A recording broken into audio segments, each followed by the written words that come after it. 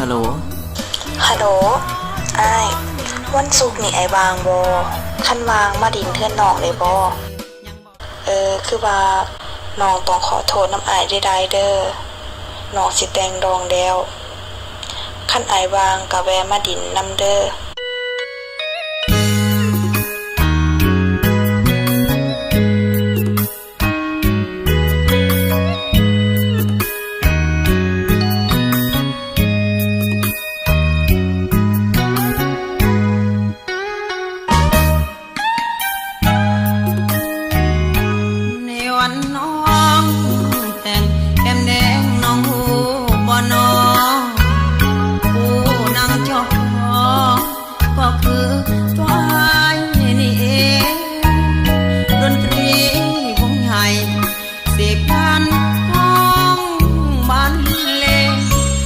ด้วยเสียง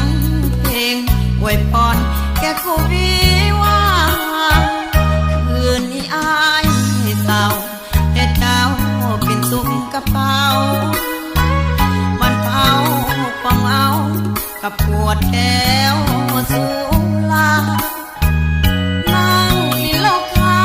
วของแก้มก็คือน้ำตาคืนนี้เขากอดกัน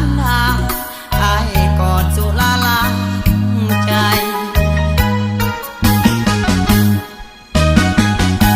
อย่างโซเซสองขาจังบ่อยู่เบิดบาดตัวสู้เบิดหนทางแก้ไขจะไป